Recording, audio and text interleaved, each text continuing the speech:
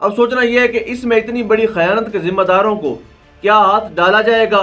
کیا chief election commissioner Sikandar سلطان راجہ کو چھٹی کروائی جائے گی؟ قاضی فائز عیسیٰ صاحب جن کے حکم پر بیوروکریسی سے افسران لیے گئے، جنہوں نے اپنی نگرانی میں ٹھپے لگائے، جنہوں نے اپنی نگرانی میں یہ بددیانتی کی، خیانت کی، دو نمبری کی، فراڈ کیا، جھوٹ بولا۔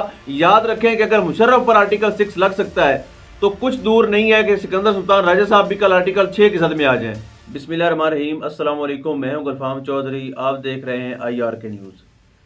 پاکستان میں ہونے والی کچھ عام ترین ڈیولپمنٹ آپ کے سامنے رکھنی ہے۔ First of all, commissioner Rawalpindi Liaquat Chattha جنہوں نے آج مبینہ طور پر اعتراف جرم کیا ہے، اور انہوں نے بتایا ہے کہ کس طرح سے اس پورے الیکشن پروسیس میں چیف الیکشن کمیشن اور ان کے ساتھ بیٹھا عملہ اس ساری کی ساری گھناؤنی سازش میں نہ صرف ملوث تھا، سہولت کار تھا، بلکہ برابر کا شراکت دار تھا۔ انہی کی جو شراکت تھی اس کی وجہ سے ہی اس لیول کی دھاندلی ممکن ہوئی ہے۔ انہوں نے اپنے ایک بیان میں کہا کہ پہلے تو میرا دل کیا صبح کہ میں خودکشی کر لوں، لیکن پھر میں نے فیصلہ کیا کہ میں حرام کی موت کیوں مروں، کیوں نہ اپنی قوم کو سچ بتاتا چلوں۔ لیکن سوچنا یہ ہے کہ اس ملک کے اندر سچ پر یقین کون کرتا ہے؟ یعنی ایک سوسائٹی کے اندر جب آپ جھوٹ کو اتنا پھیلا دیتے ہیں اور بالکل مریم نواز کی طرح پکے منہ سے آپ جھوٹ بولتے ہیں، اتنا جھوٹ بولتے ہیں، اتنا جھوٹ بولتے ہیں کہ آپ کا جھوٹ سچ لگنے لگتا ہے۔ میں بھی ایک ٹویٹ دیکھ رہا تھا کہ جس میں ماضی میں جب یہ مسلم لیگ نون کی سہولت کاری کرتے تھے تو اس میں جو مریم نواز صاحب ہیں وہ ان کو بڑے سپورٹ کرتی تھی، ان کے حق میں ٹویٹ کرتی تھیں، لیکن جیسے ہی آج انہوں نے اس حقیقت سے لوگوں کو آشکار کیا ہے تو وہ کہہ رہے ہیں کہ یہ مینٹلی طور پہ فارغ ہو گئے ہیں، یہ پاگل ہو گیا ہے بندہ، اور ان کو گرفتار بھی کر لیا گیا ہے۔ اب سوچنے کی بات یہ ہے کہ ایک کمشنر راولپنڈی ڈویژن کا یہ انکشاف کر رہا ہے کہ تقریباً 13 سیٹیں ایسی ہیں جن کے اوپر 70,000 کی لیڈ سے جیتے ہوئے لوگوں کو کس طرح سے مبینہ طور پر دھاندلی کے ذریعے سے ہرایا گیا ہے۔ اب سوچنا یہ ہے کہ اس مقدس امانت جو ووٹ کی صورت میں قوم دیتی ہے اور اپنے نمائندے کا انتخاب کر کے وہ اس کو ایوان میں بھیجتی ہے تاکہ ان کے مسائل کو حل کیا جا سکے۔ اب سوچنا یہ ہے کہ اس میں اتنی بڑی خیانت کے ذمہ داروں کو کیا ہاتھ ڈالا جائے گا؟ کیا چیف الیکشن کمشنر سکندر سلطان راجہ کو چھٹی کروائی جائے گی؟ کیا ان کے اوپر آرٹیکل 6 لگے گا؟ یعنی کس طرح سے انہوں نے ایک عوامی رائے کی جو کھلے عام توہین کی ہے، اس پر کیا ان کو کوئی پوچھے گا؟ لیکن سوال یہ ہے کہ کون پوچھے گا؟ چیف جسٹس آف پاکستان قاضی فائز عیسیٰ صاحب جن کے حکم پر بیوروکریسی سے افسران لیے گئے، جنہوں نے اپنی نگرانی میں ٹھپے لگائے، جنہوں نے اپنی نگرانی میں یہ بددیانتی کی، خیانت کی، دو نمبری کی، فراڈ کیا، جھوٹ بولا، اور سارے کا سارا جو یہ گندا دھندا ہے جو کھیلنے والے بیوروکریسی ہے، کیا ان میں سے کسی ایک کو بھی جن کی ویڈیوز وائرل ہیں، کیا ان کو سپریم کورٹ نے بلا کر پوچھا کہ آپ نے سارے پروسیس کے اندر اپنے آپ کو داغدار کیوں کیا؟ یعنی الٹا وہ جماعتیں، یعنی کل آپ نے GDA کا دھرنا دیکھا، اتنی بڑی تعداد یعنی لاکھوں کی تعداد میں لوگوں نے نکل کر اپنا فیصلہ سنا دیا ہے۔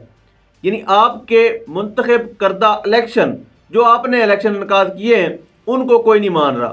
آپ نے جو رات کے اندھیرے میں شب خون مارا ہے اور فارم 45 کے اگینسٹ جا کے فارم 47 پر رزلٹ تیار کیے ہیں ان کو کوئی نہیں مان رہا۔ آپ کی دو نمبری کوئی نہیں مان رہا، آپ کا جھوٹ کوئی نہیں مان رہا، آپ کی بددیانتی کوئی نہیں مان رہا، آپ کے سلیکٹڈ پرسنز کی لائی گئی حکومت کوئی نہیں مان رہا۔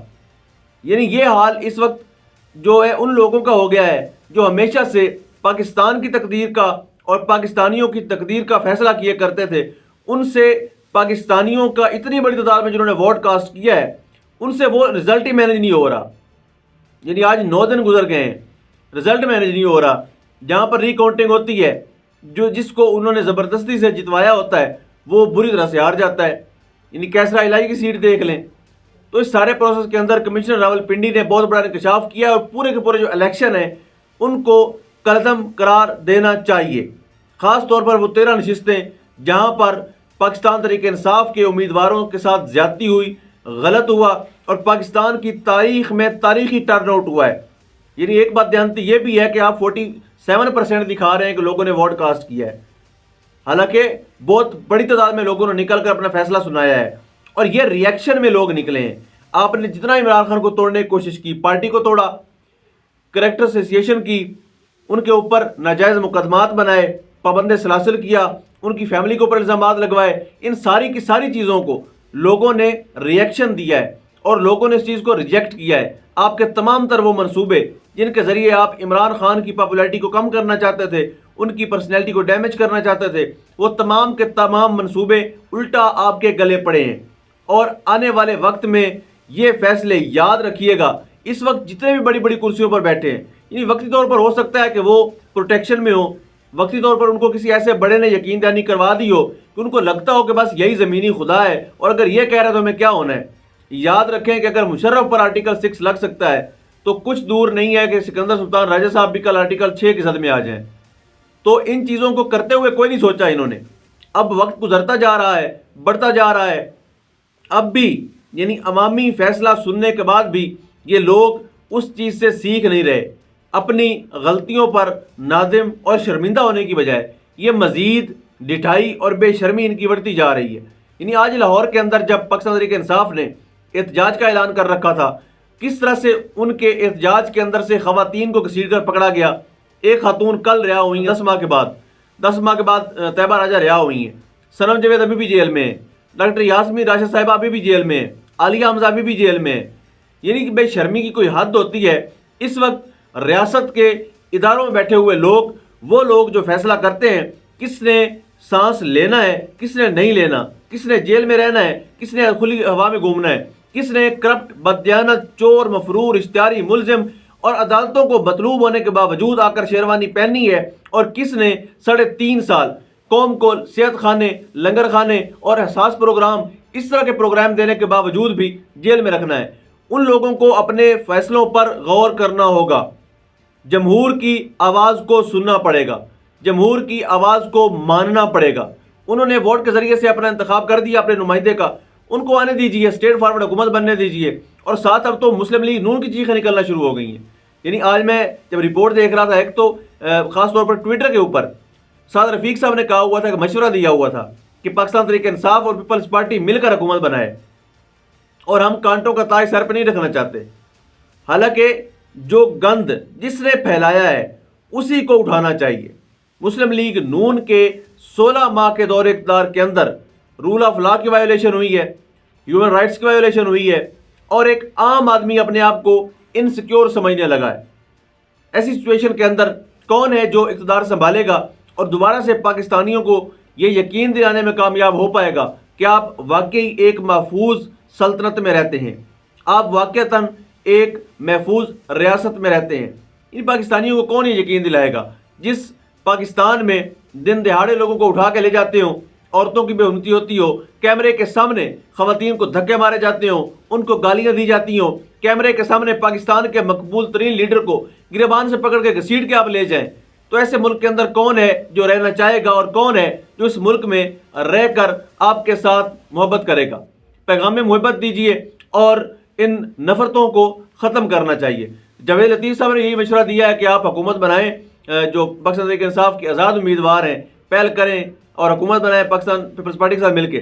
لیکن اگر ہم دوسری طرف دیکھیں کہ پیپلز پارٹی نے کیا ڈیمانڈ رکھی ہے، یعنی اس وقت مسلم لیگ نون کے موسٹ سینئر رہنما نواز شریف صاحب کو یہ مشورہ دے رہے ہیں کہ حکومت نہ لیں بلکہ آپ اپوزیشن میں بیٹھ جائیں۔ اس وقت جو ہماری کنڈیشن ہے کہ بڑی بڑی مار پڑنی ہے، بڑے جوتے پڑیں گے۔ پہلے بھی ہم نے چلتی حکومت کو چلتا کر کے ہم نے اقتدار لیا اور 16 ماہ کے اندر فلاپ ترین پرفارمنس سے لوگوں میں مزید نفرت پیدا کی۔ اب اگر ایسی سچویشن کے اندر وہ حکومت لیتے ہیں تو اب میاں صاحب جب 3 دفعہ پہلے آئے، چنگے بھلا دور تھا، خوشحال دور تھا، تب ملک نہیں چلا سکے، تو اب کانٹوں کی سیج پر چلنا کتنا مشکل ہوگا میاں صاحب کے لیے یا ان کی پارٹی کے لیے، یہ آنے والا وقت فیصلہ کرے گا۔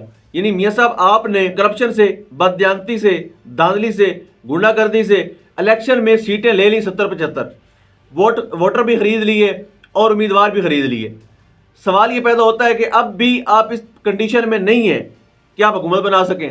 اب بھی آپ کے ہواری یہ مشورہ دیتے دکھائی دیتے ہیں کہ پاکستان تحریک انصاف کو حکومت بنا لینی چاہیے۔ بھی کیوں بنا لینی چاہیے؟ آپ بنائیں۔ آپ کو شوق تھا شیروانی پہننے کا، آپ نے وہاں سے لندن سے آپ کو امپورٹ کیا گیا، آپ کے سارے کیسز معاف کیے گئے، ایک بے گناہ بندے کو پکڑ کے 200 مقدمات قائم کیے گئے، اس کو پابند سلاسل کیا گیا، اس کے اوپر ناجائز مقدمات کی بھرمار کر دی گئی۔ تو ایسی سچویشن کے اندر اب دوبارہ سے عمران خان کی طرف کیوں دیکھ رہے ہیں؟ سوال بنتا ہے، اور پوری دنیا جانتی ہے کہ اس وقت پاکستان کی کنڈیشن کو اگر اس کنڈیشن کے اندر کوئی اس وقت ڈیلیور کر سکتا ہے تو وہ چیئرمین تحریک انصاف عمران خان صاحب ہیں۔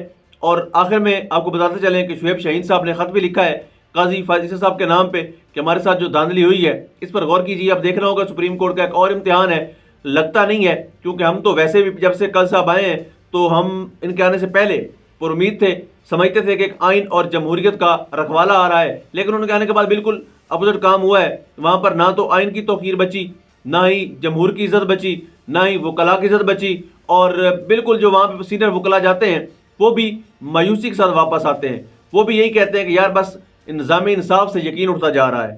تو سوچنا چاہیے قاضی صاحب کو کہ ان کے ہی انعقاد کردہ الیکشن میں کس لیول کی دھاندلی ہوئی ہے، کس لیول کے جرلو پھیرے گئے ہیں، ان پر غور کرنا ہوگا اور ان کے جو درست نتائج ہیں ان کو جاری کروانا ہوگا۔